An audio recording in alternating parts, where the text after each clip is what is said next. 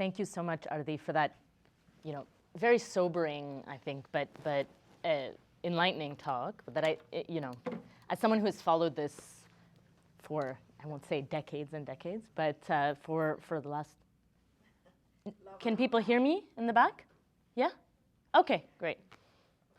Higher? Okay. There were a number of points there that I felt were for me, very, very clarifying.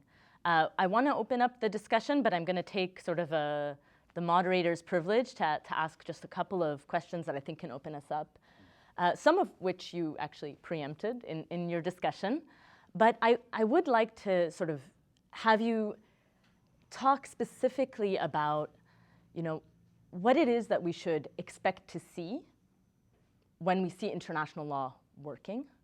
Because I think, the last decade and more than the last decade, I think many people, would say something quite akin to Bolton's statement, not necessarily with the same intentions that Bolton had, but would see, whether it be in Assad's, brutal destruction of Syria, whether it be in, Saudi Arabia and Emirati bombing of Yemen supported by the United States, or whether it be in Russia's recent and, as you said, kind of second occupation of Ukraine, it wouldn't be surprising if someone said international law isn't working. So, maybe you could tell us a bit more what you mean when you say that in the case of Russia, we are seeing sort of manifestations of international law working, and in this case, we don't. Sure. Thank you for the question. It's a question that, to varying degrees and articulations, I get very regularly, certainly by my students at Queen's and wherever I go. It's a question that most international lawyers have to deal with. And the question is international law? What does it look like when it's interpreted and applied correctly and so on? And I'm reminded of the teachings that I had by the great Louis Henkin, who was a drafter of the Universal Declaration of Human Rights and one of the famed international lawyers in the pantheon of American international lawyers who taught me at Columbia University when he was 83. This was back in 2001. He taught me actually just after September 11th. We started his human rights class on September the 13th, 2001. And he's known for a famous saying that, and it goes like this, that international law is a law that is followed most of the time by most states, right? Most states follow most of their obligations most of the time, Professor Henkin reminded us.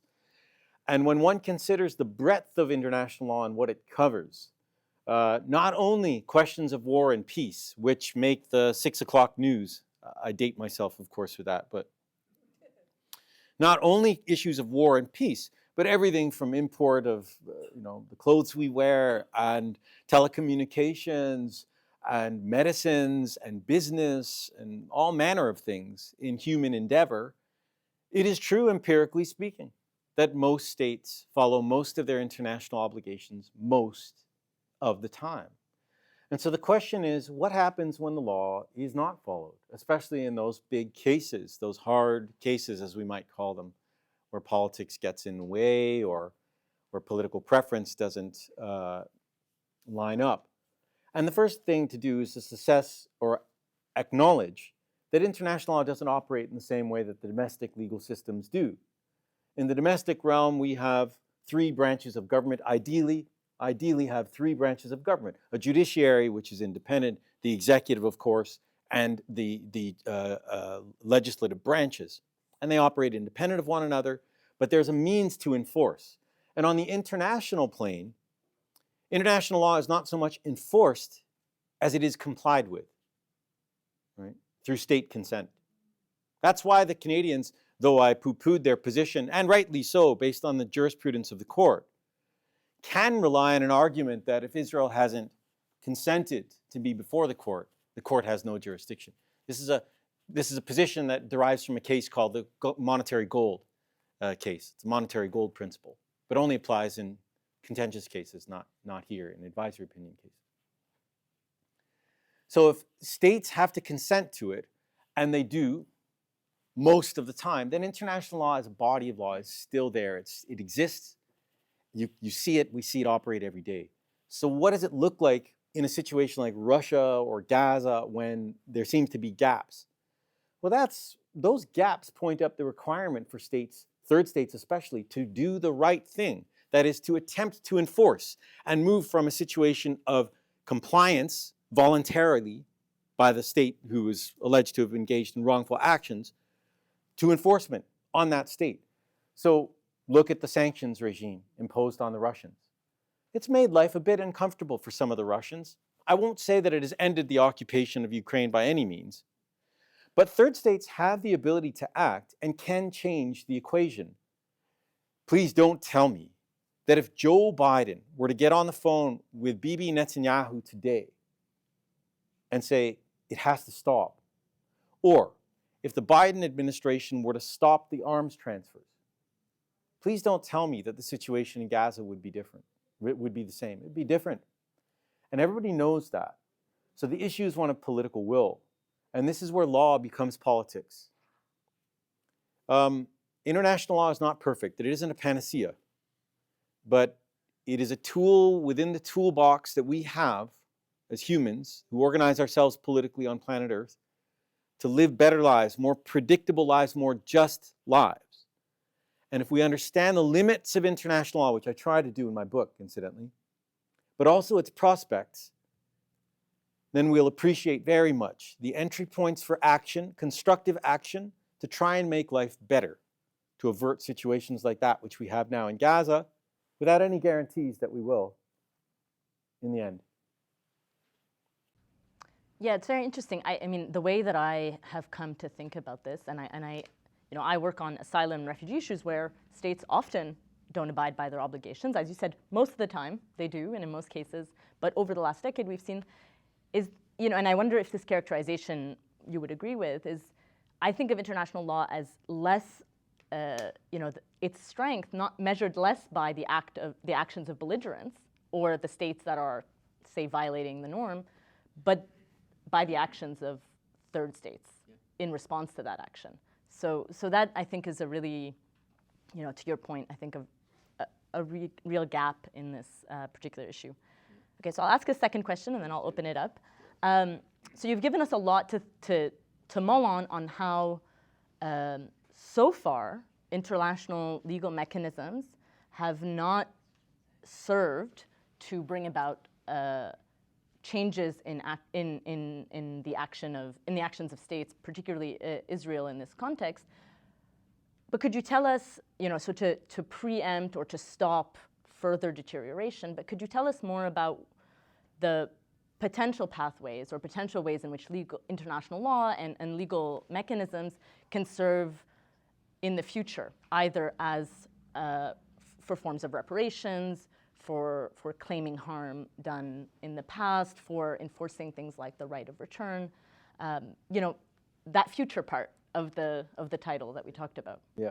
Look, thank you. There's no shortage of options available in the international legal plane to seek redress. No shortage. I mean, I could give a 3-hour lecture and would only just begin to scratch away at the surface.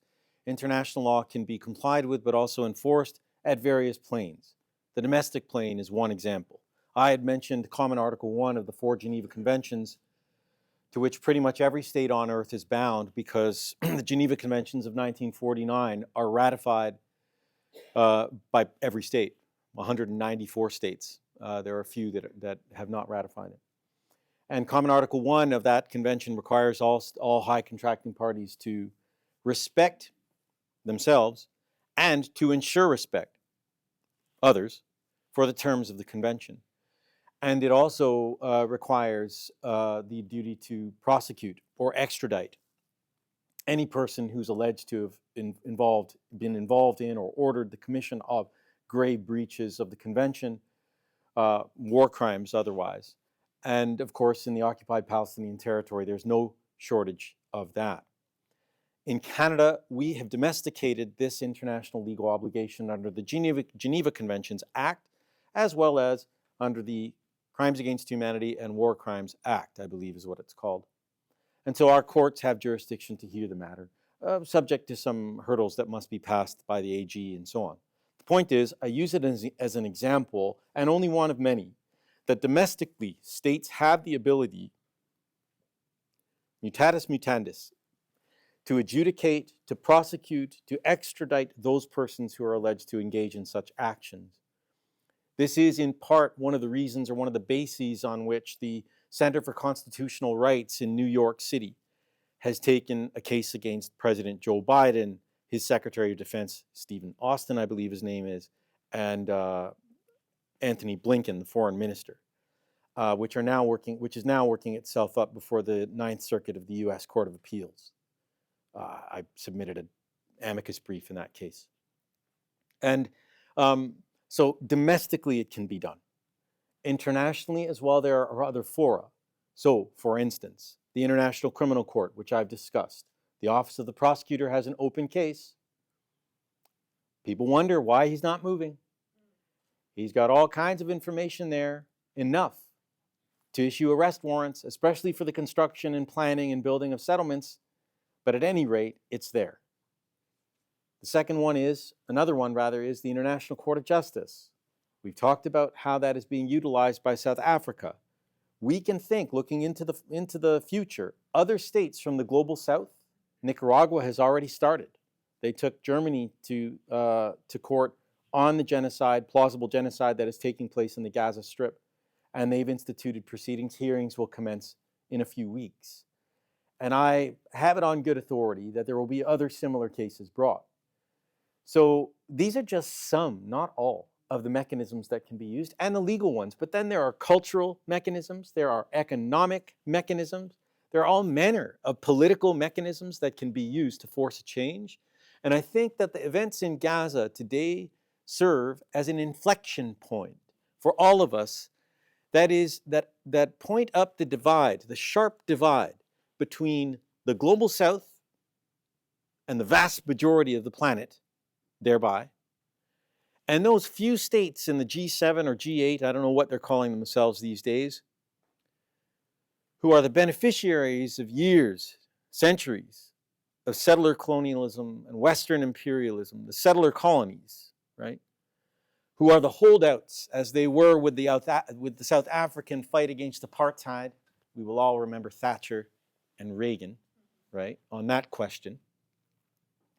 And that divide exists, and it will be, in the future, exacerbated and opened up by virtue of people's just being fed up with it once and for all. And so law will play a role, but not exclusively. So looking into the future, see more of this litigation domestically and internationally. There are cases now having been, notice has been delivered on the foreign minister here in Canada just some weeks ago for her failure to stop arms transfers and so on. So it's just an example. There are many, Holland, Spain, and other places too. I think it's one of these mechanisms was used in a German case against a Syrian, a very famous case of someone who was responsible for torture in Syrian prisons and who found themselves in Germany and is now before the courts on that. Yeah. That's right. All right, so I will open it up because I'm sure there are many questions. I have more too. Please, if you have a question, just introduce yourself very, very briefly, and so we can get to know people in the room. And I will pass. I think, do we have a mic that's going around? Yes, perfect. And Lemma, because I don't have a pen with me, yes. I'd be grateful if I can do one-on-one questions. Yeah? Okay. Not to collect them because I won't remember them. Absolutely, absolutely. Yeah. Well, I reserve the right to maybe collect at the end if we're still running out of time, and then I will pass you my pen and paper. But for now, we can definitely take it one by one. Sure.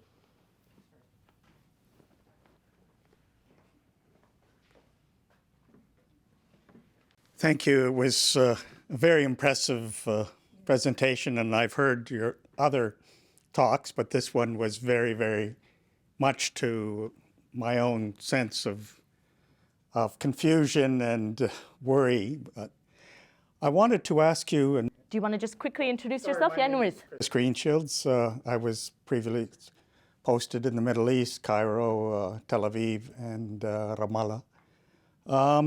on behalf of the Canadian Foreign Service. I wanted to ask you, and it was picked up in the moderator's questions about lawfare. And this came up very much in 2011, 2012 with the Palestinian initiatives to seek membership in the UN and the international system, including the international legal systems. That may have been seen as a positive move. It was a nonviolent form of resistance, but nevertheless, lawfare sort of had a negative connotation. On the other hand, we have lawfare in those two cases that you cited about Russia and Israel. And, it got basically into that area of, well, this is disputed territory we're talking about. And that justifies a lot of things. And it seems to me no accident that Mr. Putin sort of learned from a former or ongoing colleague, Bibi Netanyahu, about when it came to justifying their kind of acts. And Israel, of course, has been able to avoid international law, and this is the same that Russia is currently seeking. So that's another kind of recourse that you've mentioned, but how do you see that in the current context? Sure. Thank you very much, Chris. I appreciate it. It's always good to see you. I must say I've never been moved by this term lawfare. I find it rather funny, putting it kindly.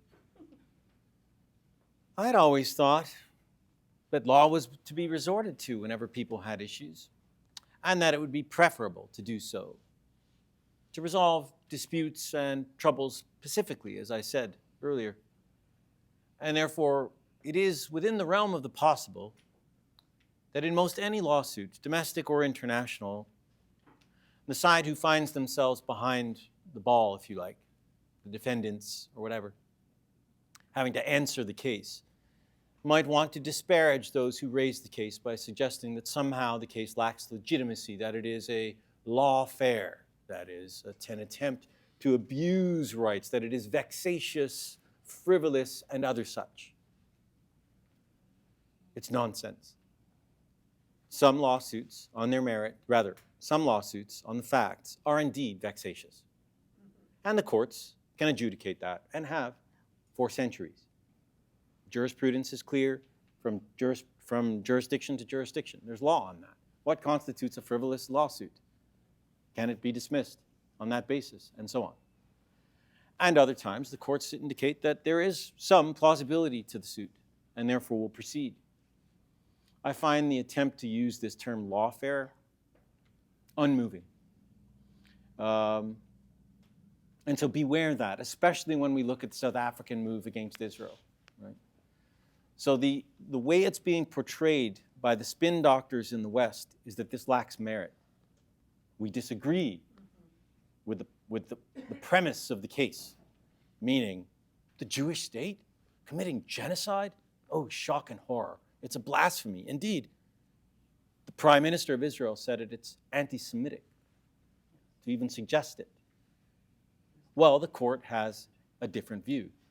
The German judge on the court has a different view. The American judge on the court has a different view. Even the Israeli judge, Judge Barak, the ad hoc judge, had a different view. And so you have to trust the judicial system to issue the right ruling. And I think they got it right in the South Africa matter. So again, I'm not moved by the lawfare claims. Wonderful. I think we'll just go kind of row by row, if that's okay, Anne. Because I can't keep up with which hands were up. Yes, please go ahead. Hi, bonjour, morning, Professor Emedis. My name is Sheikh Pangura. I am the former special advisor to the prosecutor of International Criminal Tribunal for Rwanda and the Mechanism for International Criminal Tribunal. We met sometimes at different meetings. Thank you very much for your presentation. I really appreciate. I hope people do understand what you are talking about and how important it is to talk about those data. You mentioned the fact that Fatou Bensouda, the former prosecutor, ICC, had started a case against Israel. It was difficult. We were all involved in this, in the development of the case. It took us more than 10 years to put it at the investigative status. Since then, we are in a kind of état de léthargie. It's going nowhere, despite the fact that some other violations are taking place. And Prosecutor Khan is not moving. We have tried to make some contribution, petitions, and encouraging him. What do you think right now? What do you think the system of international law could do to make the ICC move? Because being silent is a dangerous precedent case for the future of international law. Thank you very much for the important question and also for your service in the ad hoc tribunal. And it's always good to hear from you. I'm afraid to say there's very little in the sense of what international law can do as such. So I underscore the word international law, because the Office of the Prosecutor, as you well know, is independent and according to the Rome Statute meant to be so, and for good reason, right? So in his independence, he will always be able to assert that no pressure may be brought to bear on him and that the integrity of the work requires and depends upon that independence. There are some individuals and indeed states who question whether or not the prosecutor is actually independent. There's no way I can prove one way or the other. I won't speculate on that. Things that can be done that are extra legal is states, parties to the Rome Statute, could collectively speak up at the ASP as they did, the Assembly of States Parties last, I think it was in December, to call on the prosecutor to move. Then there can be other action taken impliedly to put pressure on the prosecutor to move. And indeed, that's what the South African case before the ICJ has done. Recall that before the South Africans initiated process against Israel at the ICJ, just maybe a couple of weeks before, them, along with 5 other states or 4 other states from the global south, I think Belize was one of them, but I may be mistaken, I can't recall who, they referred the situation of genocide under the Rome Statute to the Office of the Prosecutor. So they put it on his plate, the issue of genocide. War crimes and crimes against humanity already on his plate, having been referred by others.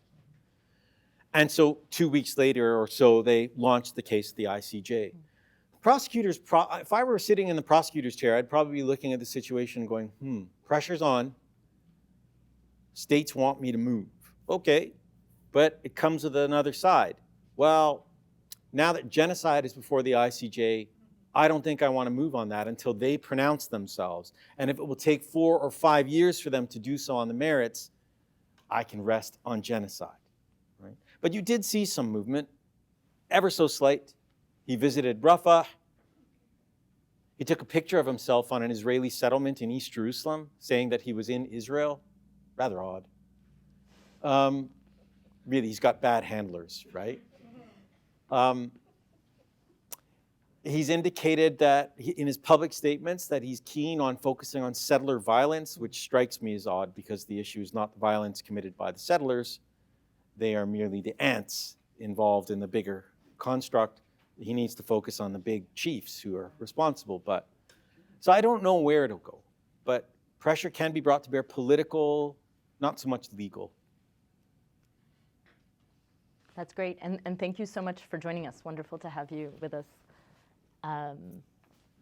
Row by row. It'll be the easiest. Yes, I think, yeah, Timea? Yeah. Okay. Cute mic. Hello, I'm Timea Spitka. I think you just have to project. The mic is for the camera, but there's no, yeah. Okay, I've been involved in this research or in this issue lifetime, it seems. And just wanted to say thank you so much for the presentation. I mean, sadly, I'm aware, or many of us that have been working in this field are aware of all of this, and that's kind of my question is every time you feel like you hit a red line and things can't get worse, it does, and somehow the impunity just continues. And I mean, is there? I mean, you mentioned some interesting things, such as the end of the occupation might not be subject to negotiation. How plausible is this? I mean, I think Israel, has dug its heels and decided sort of that they'll do what they need to do, and they'll deal with the consequences later. And I mean, I'm seeing some posturing of Canadian and Americans and some attempts, but I'm not seeing anybody really standing up against them. So. Great question. How plausible is all of this? That is a very important point. Those who brought the case on the illegal occupation and the General Assembly put these questions forward are under no illusion that even if the court determines the occupation to be unlawful, that the occupying power will quit the occupation. In fact, they'll probably double down. That is accepted. But that doesn't mean that there's no value in having an opinion of the principal judicial organ to that effect. And this is an acknowledgement of a manifestation of what I was trying to answer in the first question. Law, international law, is not the panacea. It isn't self-executing either. It doesn't just overnight emancipate people. No. What it can do, a ruling of the court, or international law generally, is help shape the political contours of what is regarded as legitimate in terms of action taken by other states vis-a-vis a situation. Again, I go back to Russia and Ukraine. Russia can never be sovereign in Ukraine by virtue of the Ukrainian people's right to self-determination and the right of Ukraine to territorial integrity and political independence. Russia has not left the Ukrainian territory, but policies have been pursued by third states against Russia. A stake has been driven in the ground at the United Nations to make it clear that what is happening is wrong, and that limits Russia's margin of action. We saw the same thing with the end of apartheid, and so we don't know where that will go. But we saw the same thing with the end of apartheid. There were 4 advisory opinions of the ICJ in respect of Southern Africa and 1 contentious case between the years 1950 and 1971. And by 1971, the court determined that South Africa's continued presence in Namibia, or what was then called Southwest Africa, was unlawful and needed to end, and that third states had an obligation not to recognize South Africa's continued presence in Southwest Africa. This helped. It didn't solve. This helped further isolate the apartheid regime, build it helped build pressure and provided tools to civil society in the anti-apartheid movement. That's how international law in the world of powerful and powerless actors works. And that's what we hope to see take place with respect to this case in respect of the advisory opinion. Issues, there are many ways to deal with a follow-up. Many, many ways in the General Assembly, many ways economically, many interesting ways. Yeah, thank you, Ardi. I actually found this one of the most enlightening parts of your, I mean, many parts to the talk, but your articulation of what the harm that comes with this emphasis on negotiation as the first step, I think was we heard this again on Monday in the deliberations around the motion, the UNDP motion, that negotiation should be the foundation of all solutions to this conflict. And the interesting thing is, and it's rather backhanded, and perhaps even not deliberately, on its face, who would reject negotiating a problem, right? It's reasonable to negotiate, isn't it? In principle. The UN Charter requires us to pacifically resolve our disputes. Hell, the PLO tried to get to the negotiating table for decades, and they finally did it after they recognized Israel in 1988, opening the Madrid process and setting all of that on. And no one really thought about the absurdity that if I steal your watch, I should not be in a position, nor should those in the community allow me to be in a position to require even the discussion of my return of the watch to be subject to my agreement at the negotiating table. It's absurd. That's precisely why the United States and Canada don't say that Russia needs to negotiate the end of its occupation of Ukraine. It is self-evident. This goes to framing. And 30 years after Oslo, come now, friends. Mm-hmm. The UN record is very clear. There's no intention to quit. Take the Israelis seriously. I would commend to all of you, read Palestine's written statement before the ICJ and the advisory opinion case. It's on the ICJ website. Look it up, Israeli practices, ICJ. Just type those words in. Just read the statements against interest, as lawyers call them, issued by Israeli leaders since 1967 on the status of the occupied territory. Just read what they've said. Look what they've done, as documented by the UN record, decade after decade. There's no intention to leave. However can you negotiate the end of that with a bad faith occupying power? It's absurd. Yeah. Thank you, Ardi. Row by row, exactly. The best way to... I should say negotiation will take place inevitably. Negotiation will take place inevitably, but in terms of just the process, right? The principle of the end of the occupation not to be negotiated. Yes. Process, yes, no doubt. Craig Wilson, I'm also a retired Foreign Service officer. Time in African coups and a lot in China. So I'm not an expert, I look at it as an outsider, but more of a kinetic bottom line person involved in things like Gulf War. In terms of engagement, I wonder if I might ask a little bit further the same question of getting to a solution, understanding red lines and what it means in terms of rules of engagement, and I guess to throw out a speculative suggestion on which you might riff. China is the largest contributor to UN troops in the last decade, and I think pretty significant over the last 20, 30 years.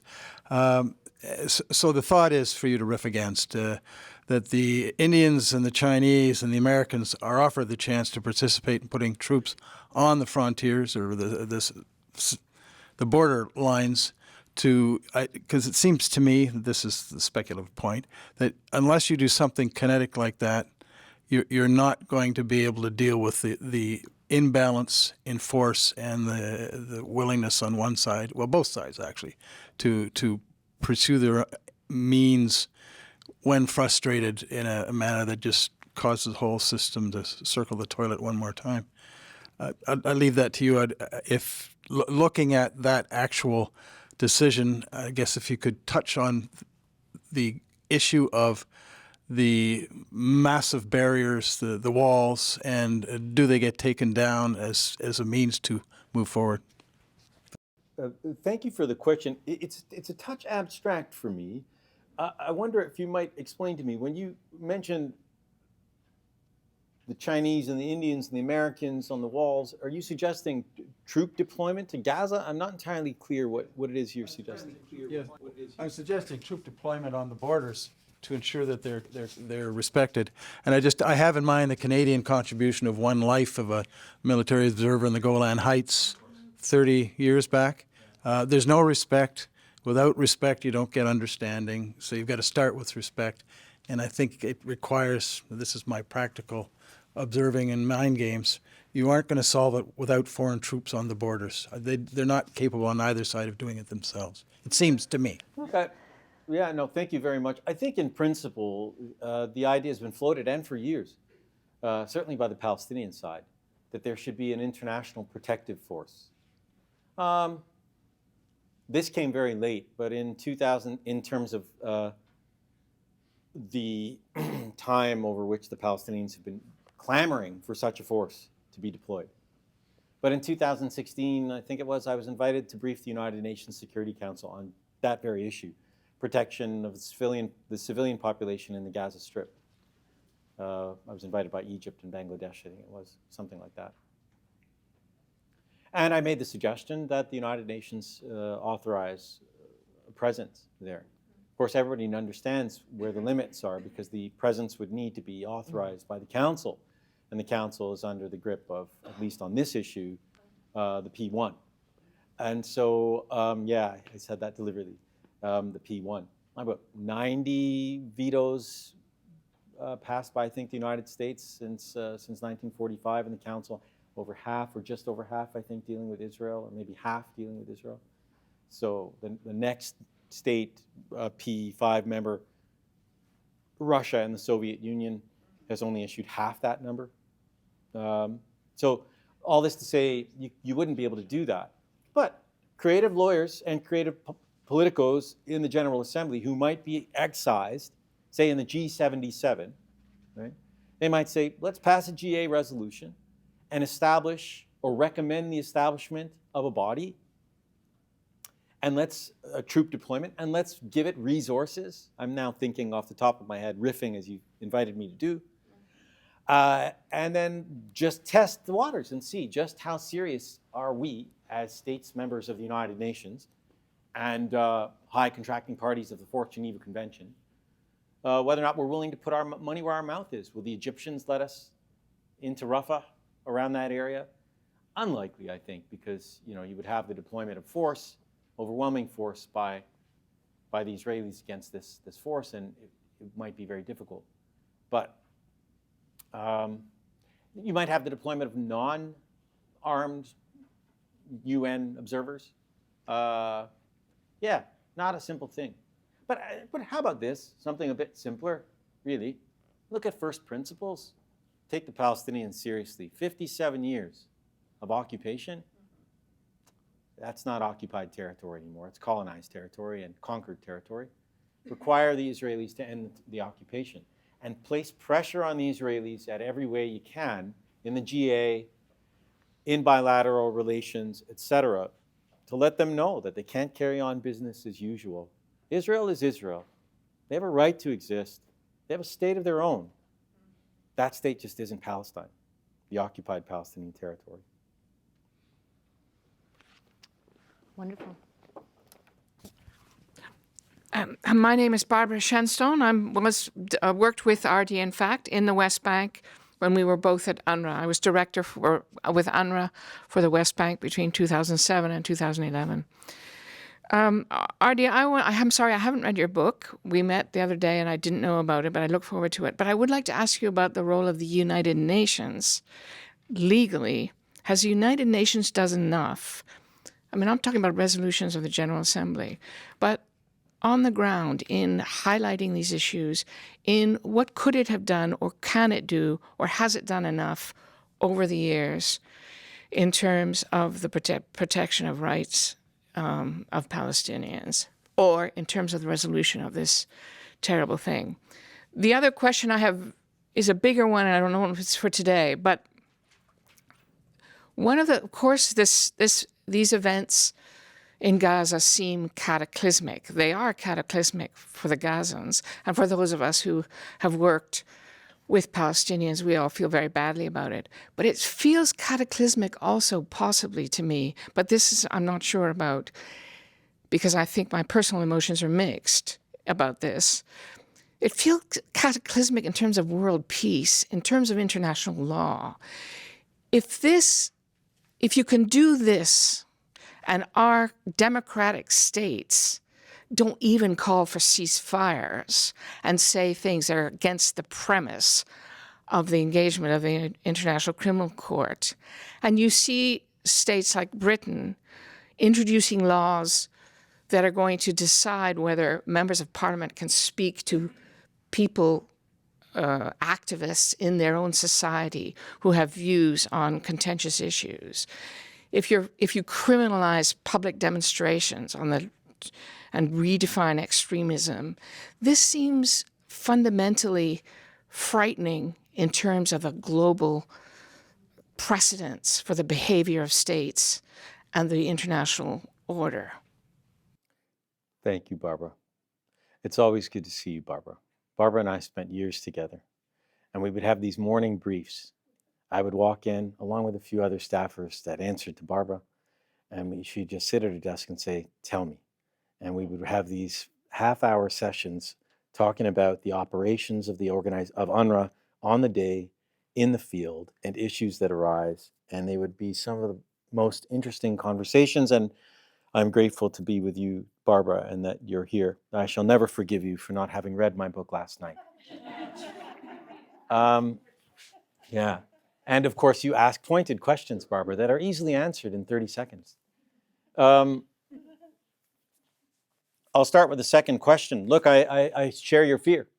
As I said, I think this is an inflection point in international affairs, because it does point up the deep divide between those torchbearers, or so we were told as children growing up in this country, of the post-World War II international rules-based legal order. I've added the word legal order. You'll note that is a departure from the Canadian term. They use international rules-based order. Professor Dugard, John Dugard, the famous judge ad hoc of the International Court of Justice, and a dear colleague and mentor of mine who's working with me on the Palestine case and is on for the South Africans, you'll recall, in their case. He wrote a wonderful piece the other day about what the West means when they speak of the rules-based order. He reminds us all that they're not talking about law. They're talking about something else. And it's because of the something else that you've raised, Barbara. And it's that that compelled me to insert the word in this title, legal order, because law still does matter.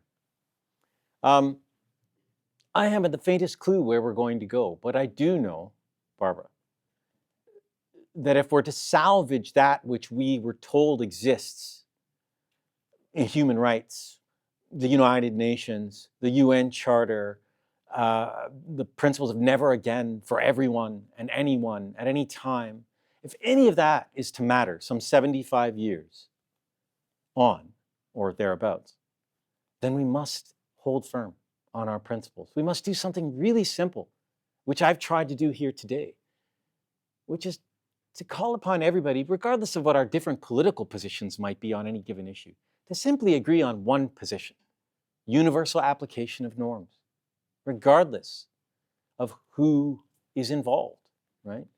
Those fellows who committed those heinous acts on the 7th of October, they must pay. Some of those acts in law were perfectly legitimate. Palestinian paramilitaries attacking military outposts on the border of the Gaza Strip, collecting intelligence, that's all perfectly legitimate conduct of hostilities. You don't hear about that, and you won't. And this is the point.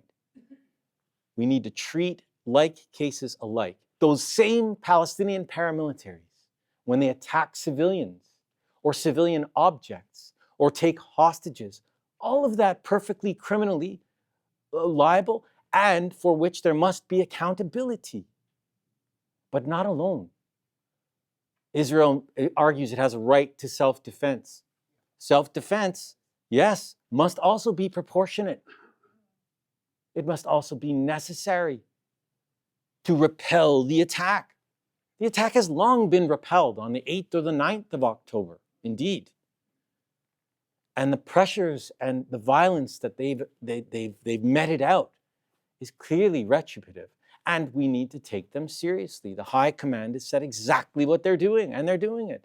No water, no fuel, no food, nothing, to quote the Minister of Defense, Yoav Gallant, or for that matter, the Prime Minister on more than one occasion, invoking biblical genocidal passages of the Amalek, right? See the first book of Samuel, chapter 15:3. It's there in plain terms. Every man, woman, child, sheep, oxen, suckling, infant, put to the sword. God commands Saul through Samuel the prophet. So these are the facts. They must be represented fairly, honestly, by people of conscience who care about the rules-based international legal order that we must protect. Otherwise, it's a situation of law for thee, but not for me. And that's the problem, right? Sorry, that's the problem. So I can't offer any more except despair, and I commiserate with you, but we must all speak out and do the right thing. On the UN, I commend my book to you. There's a lot to say, honestly, available at a fine bookstore near you. Yeah. There's a lot to say. I think the key point for the UN, the key point for the UN is that there's a moment that takes place in UN decision-making that is pivotal, and that is the 1947 29 November decision of the General Assembly to partition Palestine without consulting the native inhabitants who were the majority of the population, who made it clear, and for decades, they did not want their territory split, and certainly not in favor of a European settler, self-described European settler colonial movement, right? And the UN persisted. And for a number of reasons. The UN then was different than it is today. The General Assembly had, 54, 51 members, the vast majority of whom Western.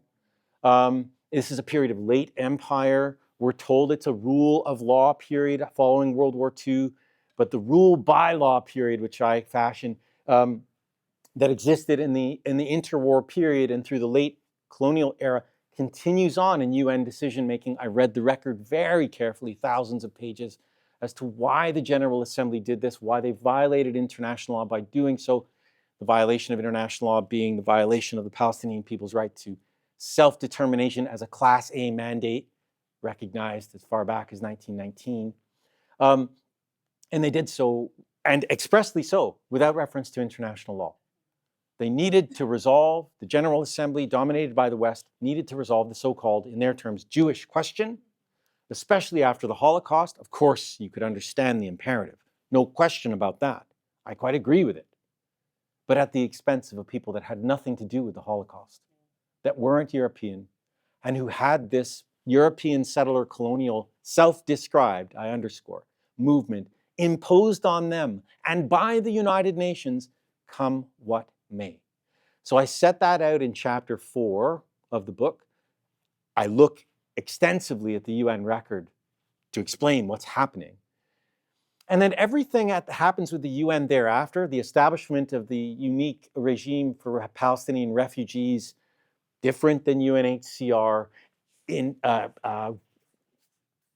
creating what we call protection gaps under international law for Palestinian refugees, the lack of durable solution for them in particular, or the failure years later by the United Nations to determine Israel's continued presence in the occupied Palestinian territory to be unlawful in and of itself, or indeed the failure by the Security Council in 2007 to admit Palestine to membership. At all of these moments, having been tainted by that first moment of 1947, the United Nations has held itself out to Palestine and its people as offering the promise of justice if only they go for international law through the UN. And at every time the Palestinians attempt to do so, the UN seems to shift the goalposts. So that's the story of the book. That's not to say that the UN doesn't have a role to play. It does. It just needs to abide in its decision-making by international law, by what it claims it is there to do, and do less of the politicking and more of the principled approach. Take it to the present. I was counting the days after September 11th, rather October the 7th, forgive me, it's Freudian, of course, how long it would take the SG to call for a ceasefire. And Chris and I were like beside ourselves, Chris Gunnis. We were doing interviews in the media saying, how long is it going to take the SG to call for a ceasefire? It's absurd, right? And it took forever. Under pressure, clearly, in my respectful view. Again, speculation, but it made no sense. Just another example. Thank you, Ardi. And I think, I can speak for myself, but I'm sure many of us, I have to say, when you quoted that biblical verse, I got shivers. And I think it reinforced for me the importance of the fact that this was said, that this was called for. More than once. Exactly. And here we are, right? So I think taking in that moment of how all of us, I imagine, felt hearing you state that in a context where we're all, very safe, what that means, right? And how that resonates. So thank you. I think, there were here, and then Jean. Hello, my name is Kim, and I'm an economist, so I'm not very familiar with this territory, but I found your talk really, really interesting and very wide-ranging. And I wanted to ask you a question, kind of how it fit into the total landscape of all of this stuff. And after listening to you, I was reminded of a talk I heard from Louise Arbour. It must have been more than 10 years ago. And it was a brilliant talk I thought, in laying out that landscape. And what I really took from her talk is that when you're dealing with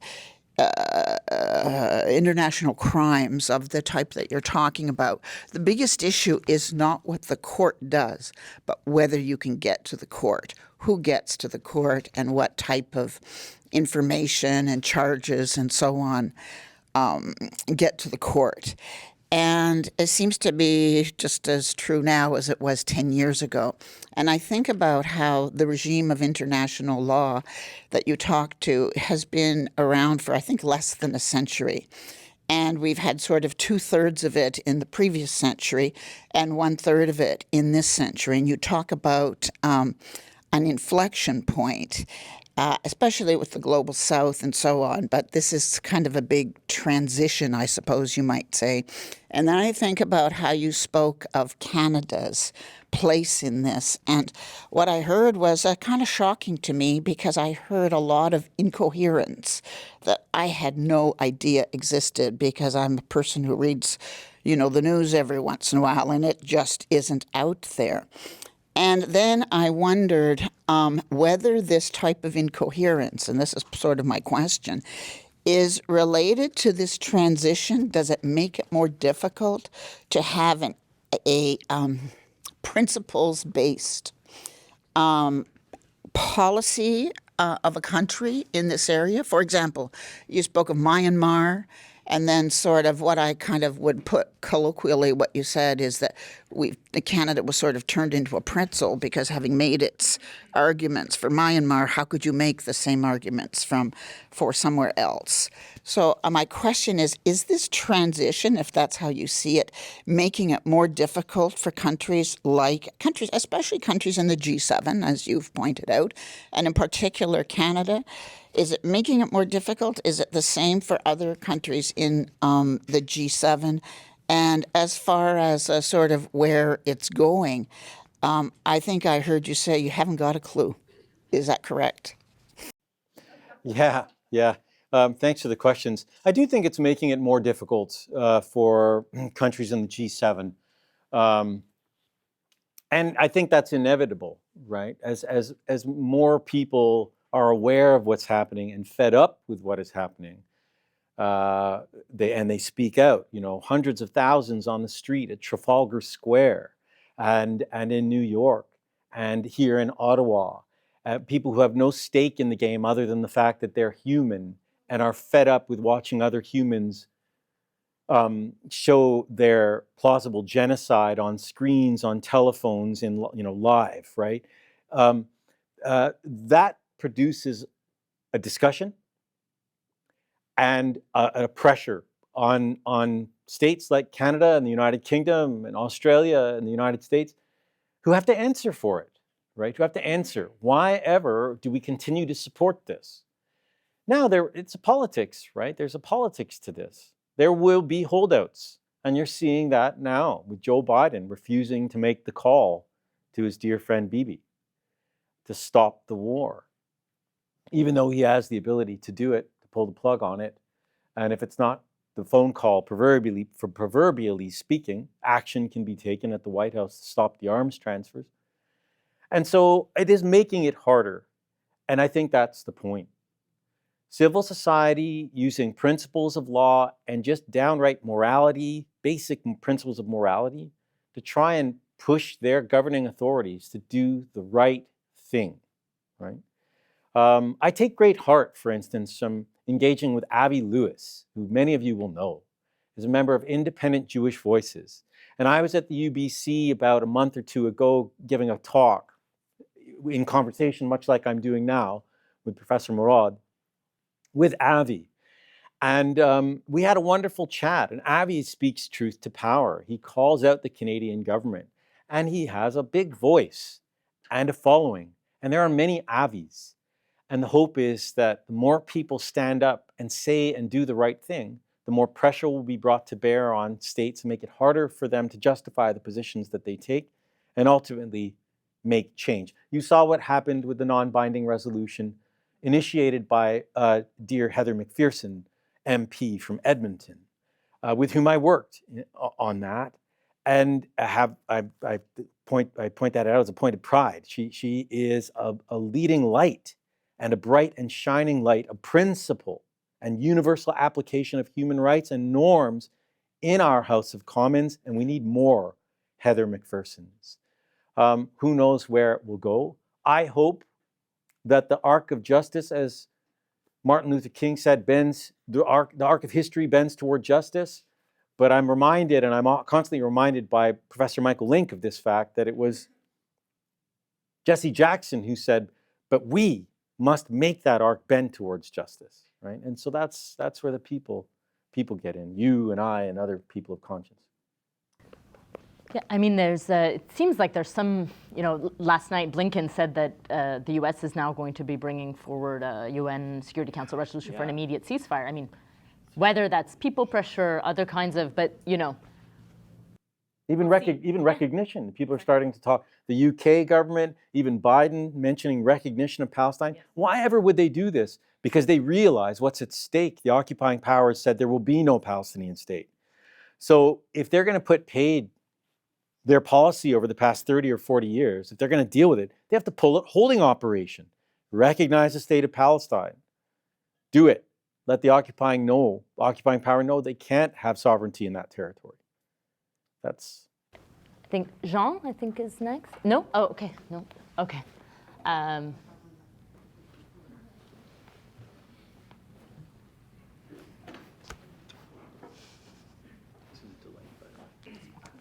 Hi, thank you so much for your talk. My name is Eunice. I'm a second-year student here at NIPSIA, and I'm studying diplomacy and foreign policy.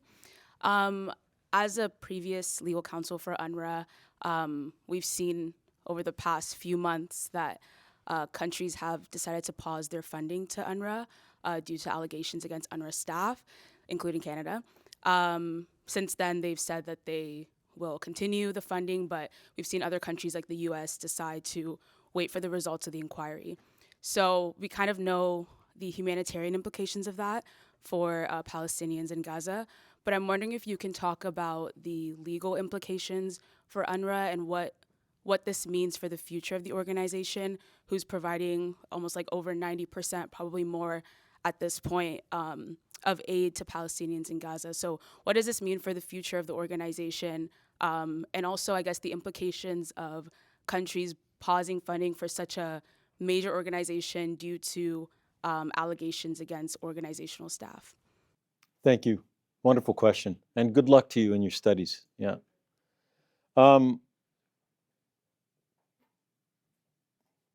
When it happened, I'm sure I speak for Barbara as well. When it happened, I wasn't, certainly. I'll speak for myself, actually. I wasn't surprised. That is to say, I wasn't surprised about the allegations, and most importantly, the timing of the allegations. On the 26th of January, the principal judicial organ of the United Nations declared that it is plausible that Israel is committing a genocide in the Gaza Strip. Less than 24 hours later, allegations of impropriety by a number of UNRWA staff, 12 I think it was alleged, maybe 13, were made by Israel in the news and so on, and that these staff engaged in the actions on the 7th of October, the heinous actions on the 7th of October. And so the first thing that jumped out at me was that this was an attempt to engage in news management, as we call it, on the Israeli side. Mind you, as somebody who served as legal counsel to the agency and had spent 14 years dealing with these types of claims, I thought to myself, well, maybe there's merit. We don't know. Because the first instinct in me as legal counsel to the agency would always be, if you have an allegation, provide the evidence. Once we have the evidence, now I'm telling you about process in the agency. Once we have the evidence, we open an investigation and we look into the merits of the claim. And when we examine the merits of the claim, if they are meritorious, we take relevant action. So the agency has a very robust, I know this because it was my job to dispense and discharge this duty, as Barbara will confirm. We have a very robust regulatory framework, and it's not just UNRWA. It's the whole of the framework that applies in the United Nations system vis-a-vis its officials, vis-a-vis all of its staff. UN officials have obligations to the organization to engage, to give all of their time to the Secretary General or his designate, in this case, UNRWA's Commissioner General and his designate, and so on, and to do so independently, impartially, and so on. That's what the rules require. And so there is a policy that the agency has that if a staff member engages in a criminal action, any criminal action, that an investigation must be undertaken. And if they serve 3 months or more in prison, their status in the agency, that is their employment in the agency, must be terminated. Must be terminated. Right? So this investigation normally takes place, and I was on the end of many of these investigations. Sometimes they were meritorious, sometimes they weren't meritorious, they were without merit, but there's an administration of justice in the UN system. What happened in this case? Allegations were made less than 24 hours after the principal judicial organ declared plausible genocide in the Gaza Strip. Allegations having been made by the occupying power and shared with the Commissioner General's office of UNRWA. Without having made an investigation at all, the Commissioner General took a decision, which he's empowered to do under the regulatory framework of the agency. He took a decision in the interests of the agency. That's what we call it. It's basically a catch-all. He took a decision in the interests of the agency to release these 12 staff members from their duty, to cut the ties without an investigation. And he did so for obvious operational reasons. Given the tumult that had befallen on the Gaza Strip, the millions of people dependent on UNRWA delivery of aid, and God knows what would happen in this case, he said, look, on balance, in the interests of the agency, that is, in the interests of the Palestine refugees suffering on the ground and other Palestinians of concern, and making sure that the aid keeps flowing, I'm going to cut these 12 loose. and request an investigation be opened, but not by UNRWA, by a more independent organization than UNRWA, by the United Nations Office of Internal Oversight Services, like an ombud, sitting in New York, that answers to the SG. I won't even do it, he said. I'll let them do it, independent of me. So UNRWA's zero tolerance policy for outside activity for staff who engage in criminal action, which I am very well familiar with, wasn't even applied here. It's a zero tolerance policy plus. They handed it over to OIOS for this investigation. They created another body under the French former foreign minister of France, as well, as you know, this other body who's doing an investigation. Two bodies doing an investigation. And in the face of all of this, what do the Western donors do? They pull. They pull. And this, 24 hours after the principal judicial organ of the United Nations has indicated there's a plausible genocide, which triggers the positive obligation of these third states, Canada, the United States, the United Kingdom, and others, to prevent genocide. To prevent genocide. The plausible genocide provisional measures order also ordered that Israel has an obligation to provide, to scale, humanitarian aid to the beleaguered population of the Gaza Strip. And these states, 24 hours later, cut it back, violating their own obligation to prevent genocide. Plausible genocide, to be sure. It's absurd. It's not merely absurd, it's immoral. It's quite possibly internationally wrongful, and that's why you have these cases brought by Nicaragua against Germany and others such. And so Canadian policymakers need to hear this. I've had the benefit of offering this view to the Privy Council at their invitation. So at least there are some people who believe that it's worthwhile hearing this, but I'm grateful for the question, and it's given me an opportunity to explain it. Absolutely, thank you for that. So because we have officially actually just 1 minute, I know you didn't want to combine questions, but can I see a show of hands how many questions we have left? Okay. I saw some, so we have 3 questions. Do you mind if we? By all means, please, yes. No, by all means. But I would ask that try to keep it as short as possible since we're already out of time. Thank you very much, Professor. My name is Hafid El-Hashimi. I'm a PhD student in Nepsia. Can you raise your voice? Sure. So as you may probably agree, the application of international law is a function of geopolitical and economic interests of member states rather than the political will at the domestic level or anything for that matter.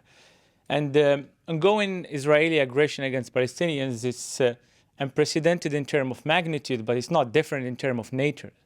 Every observer and international expert in human rights law and international law know that Israel has always violated international law, and the member states couldn't stand against that. What is different this time, basically, is the magnitude and the paradigm shift in the public opinion at the international level. We clearly see that the international public opinion, especially in the Western countries, is actually shifting from support to Israel to more understanding of the issue and more support with the Palestinian people. So my question is, do you think, what will it take for this public opinion to translate into more applicability of international law and less of double standards by member states? Because the UN, to begin with, was never actually intended to solve problems, but was rather intended to manage problems. It's the member states that solve problems. So how do you think that international public opinion may actually benefit the application of international law? Thank you. Thank you, Hafid. And then I saw one hand here in the back. Was there? Yes. And please raise your voice. Yeah, my name is Abdurrahman Abdullah, and I'm myself as a former staff at the United Nations, including UNRWA and several other organizations, and I myself is from Gaza. My question is about the referring to the open case at the ICC that you mentioned, that has not moved anywhere for a long time, and now that there are two other cases at the ICJ. What do you think of the possibility now, like in the case that there will be cases to be brought to the ICC one more time on the basis of the crimes that have been committed over the past few months in Gaza? Will that be like a different, like a new case in the ICC, or it will be the same one that is still pending or open? Is it like going to be like a new case at the ICC? Especially that, you know, we can see like circulations on social media of documented war crimes that, you know, one of them is a video that I saw last night of 4 like unarmed Palestinian being bombed like clearly by a drone. I'm not sure if you have seen it already in Al Jazeera. And the second part of my question, and I'm so sorry for that. Yeah. So like now we're talking about a two-state solution. Do you think that everybody's doubling down on the two-state solution, that will that bring about anything to the Palestinians to give concessions and drop cases against Israel in order to resume negotiations in that like two-state solution? Thank you.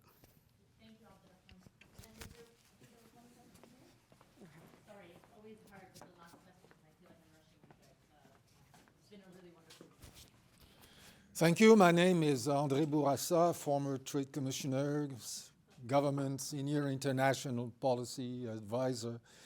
I just want to tell you a story that kind of framed my perspective onto that. In 1973, my beard was longer, my hair longer, a hippie hitchhiking, ended up in a kibbutz in Israel.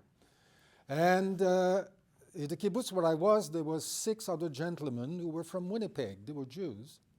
And every night we would sit around a fire and talk and talk and talk.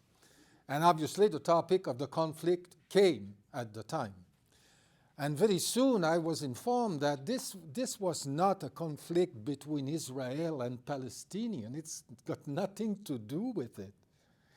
It's the creation of the State of Israel is the beginning of God's plan to reestablish the greater Israel. This is what it is about.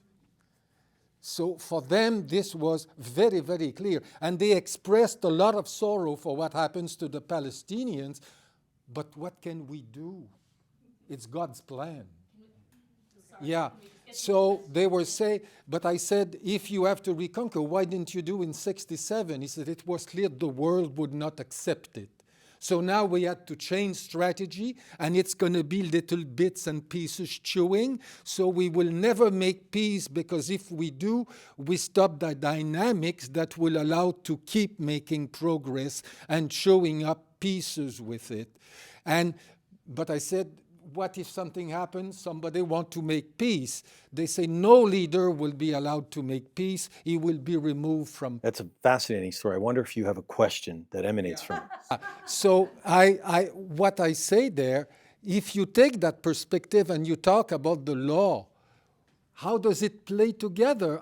Can you deal with the dynamics like that with a system of law? Thank you. Thank you very much. Thanks for relaying the story too.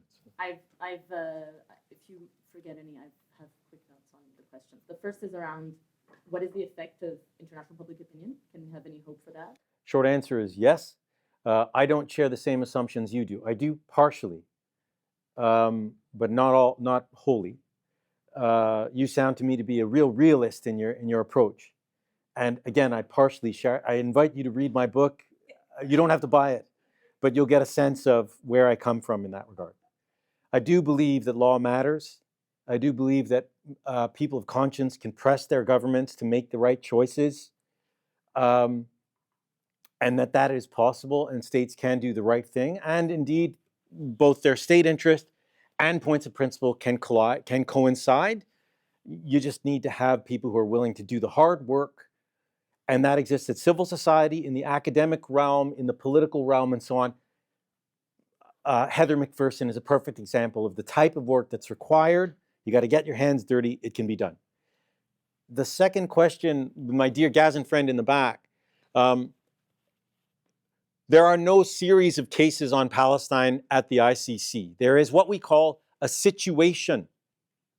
And evidence is being submitted in the situation on Palestine at the ICC from all manner, all quarters, all walks of life.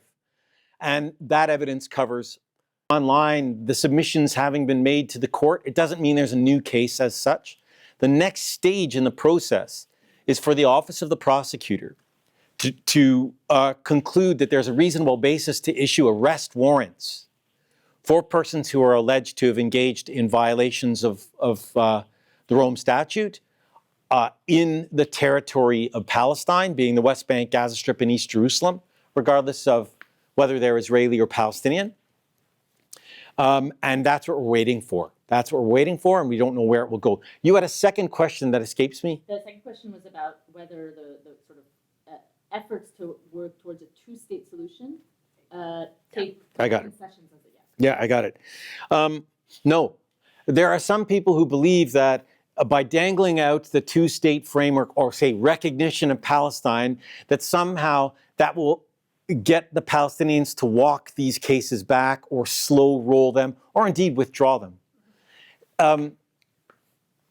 I shouldn't be so categorical. There was another case at the ICJ that was brought by the state of Palestine a couple of years back against the United States. Many of you will probably not even be aware of this. It concerns the US decision to move its embassy from Tel Aviv to Jerusalem. And so a case was brought by the United States under the Trump administration, rather, against the United States by the state of Palestine under the Trump administration. And when the Biden administration came in, a conversation took place. This is speculation on my part. I don't know this for certain. But an agreement was struck between the United States and Palestine to not withdraw that case, but simply adjourn it sine die, like just hold it in position. So it's not moving. But the other cases, the ICC can't be slow rolled. The prosecutor, for that matter, is doing that for everybody, to be sure. But the ICJ cases can't be slow rolled either. The South Africans are rather keen. I know the Palestinians are. That won't stop. And the advisory opinion case is not brought by Palestine. It's not. It's brought by the General Assembly. And the overwhelming majority of the General Assembly want that question put, and it will be answered probably this summer, June or July. The last question. Well, international law is agnostic on issues of religion. Well, not to say that under human rights law, people have a right to free belief, and that's not what I mean. There is a human right to freedom of religion and belief, no doubt. But when it comes to state relations, and the rights and obligations and duties of states, religion doesn't factor into it, right? States have obligations to respect the territorial integrity and political independence of other states. They have obligations to respect, ergo omnes obligations, other people's right to self-determination. They may not acquire territory through force, regardless of whether or not their Bible, their God, their gods, or whoever promised that land, and so on too. So these are two tracks of thinking that do not meet at all. The religious folks, we'll call them politely, and the international lawyers. And that's why, for instance, the claim that there was once a Jewish kingdom in Judea and Samaria, somewhere in the Holy Land for 300 or 400 years, along with many other peoples who'd inhabited that land, the total sum of which is represented in the indigenous people of the land today, mind you. That's why they bear no relevance in international law. That would be like saying, well, the Arabs were in Spain for 900 years and therefore we should establish a caliphate there. I mean, it's absurd, right? That doesn't mean that the Jewish people and the Jewish faith and the adherents of the Jewish faith don't have rights in occupied Palestine, including to religious worship and in their religious sites. Much like, for instance, there are religious sites for Muslims in Spain.